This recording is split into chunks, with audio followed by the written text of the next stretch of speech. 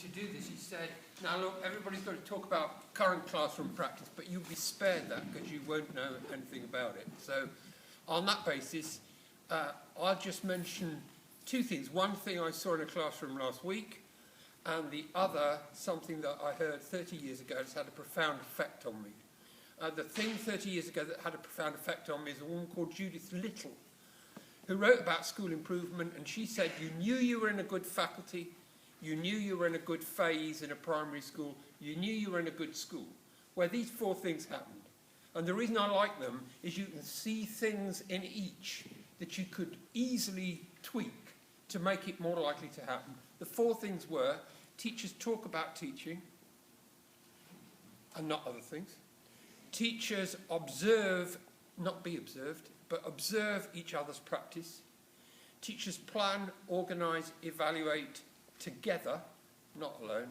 And teachers teach each other things. And the reason I've become fascinated by that is because you can think of all sorts of things you can do for that. And anybody who didn't see The Guardian around about a month ago of the teacher in York who was an English teacher who talked about quality plateau, where he said, I was really keen on soccer as a teenager, I still am, but I'm no better. So I did my 10,000 hours of practice, you know that principle, but I'm no better.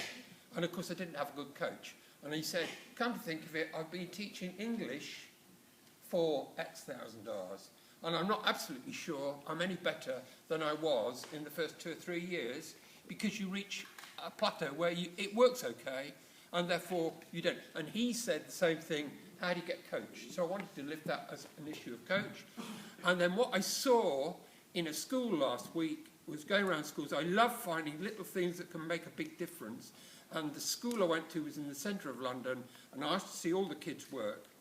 And they were on about triple impact marking, as I'm sure all of you know about triple impact marking.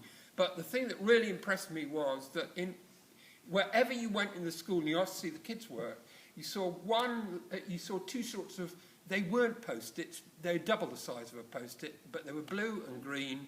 And on the blue one, the kids wrote in two things they thought they had really mastered in their learning at this reflective point, and one thing they could improve upon.